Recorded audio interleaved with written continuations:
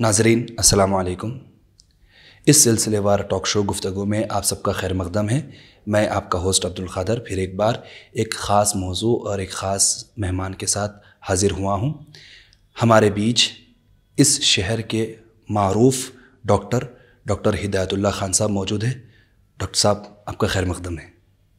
गुफ्तगू शुरू करने से पहले डॉक्टर हिदायतुल्लाह ख़ान साहब का मुख्तसर सा तारुफ़ कराना चाहूँगा। आपने हुबली से MBBS कंप्लीट किया है 1996 में और आपने MS किया है बेंगलोर मेडिकल कॉलेज से 2000 में। आपके 21 ईयर्स ऑफ एक्सपीरियंस में आपने 60,000 से ज़्यादा सक्सेसफुल आई सर्जरीज़ आपने की है। डॉक्टर साहब एक बुनियादी सवाल से शुरू करेंगे। ये जो ऑनलाइन एजुकेशन चल रही है अभी, जिसकी वजह से स्क्रीन टाइम बढ़ गया है, तो इसका इम्पैक्ट आइज़ के ऊपर क्या है डॉक्टर साहब? जो स्क्रीन टाइम अगर ज़्यादा हो, ज़रूरत से ज़्यादा हो, तो उसके कई मुज़ीर असरात हैं आँखों पर।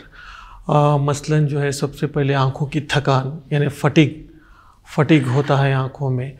और दूसरा जो कॉमन चीज़ है वो स्क्रीन विजन सिंड्रोम या कंप्यूटर विजन सिंड्रोम से भी जाना जाता है।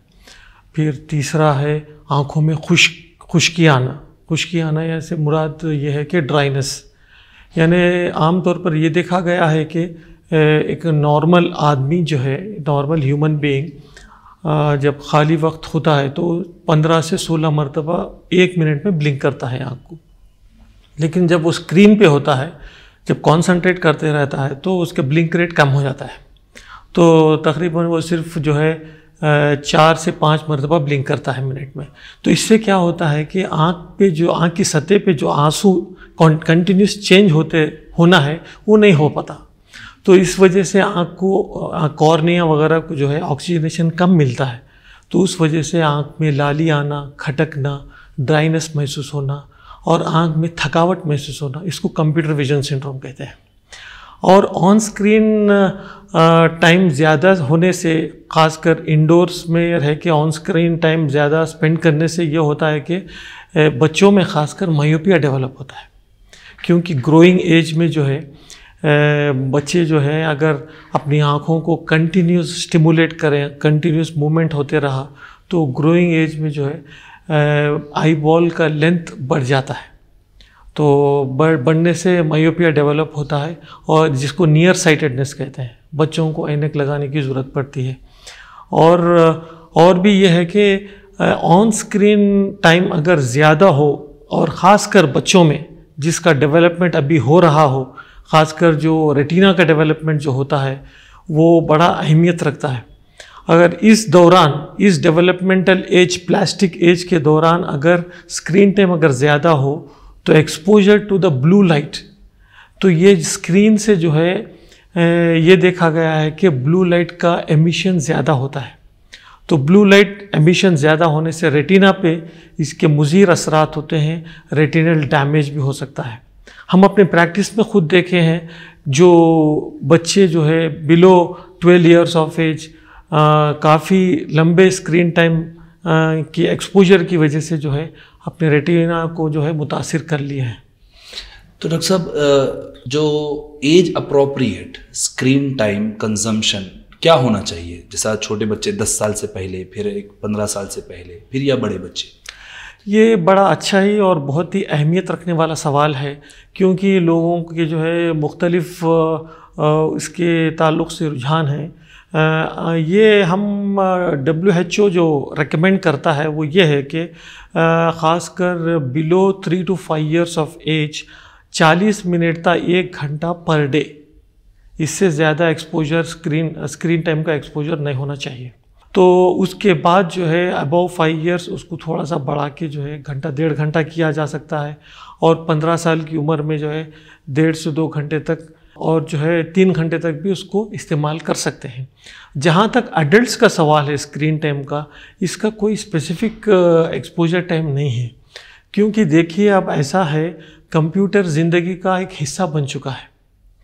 कंप्यूटर, लैपटॉप और पैड्स, मोबाइल फ़ोन्स, टैब्स वगैरह पे जो है लोग अपने प्रोफेशन में इसको इस्तेमाल कर रहे हैं। हर प्रोफेशन में, भले ही एक डॉक्टर हो या सेल्समैन हो या फिर एक अल्ट्रासोनोलॉजिस्ट हो या फिर एक इंजीनियर हो या बैंकर हो, किसी ना किसी तरह से ये एक्सपोजर हो रहा है।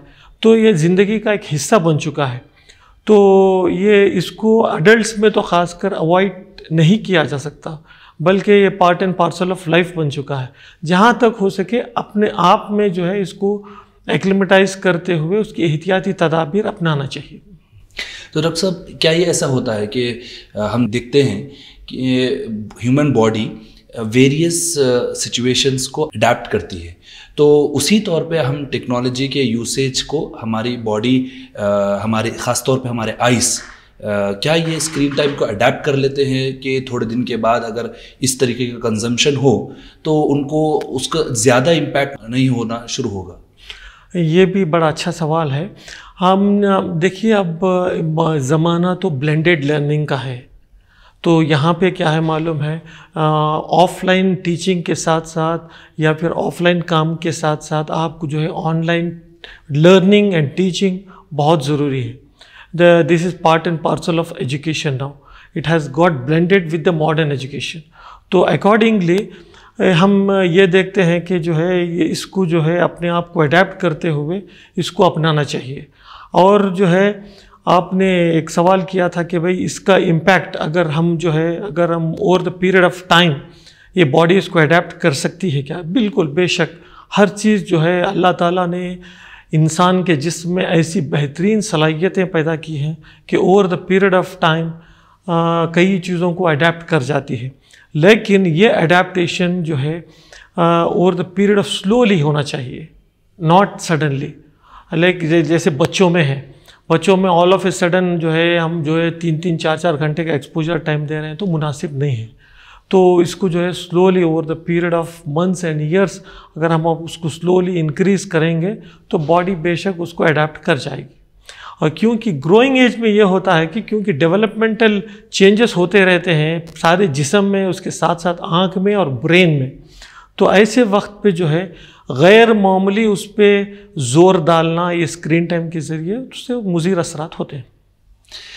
नाजरीन, हम यहाँ पर एक छोटा सा ब्रेक लेते हैं। ब्रेक के बाद हम आइज़ के रिलेटेड और क्या हेल्थ प्रॉब्लम्स होते हैं वो देखेंगे और हमारे डॉक्टर साहब से ये पूछेंगे कि हमारे पेरेंट कम्युनिटी और जो हमारा स्टाफ है, फिर हमारा स्टूडेंट कम्युनिटी है, उनके लिए सजेशंस पूछेंगे कि ऑनलाइन एजुकेशन के दौर में रहते हुए हम हमारी आँखों की किस तरह हिफाजत कर सकें।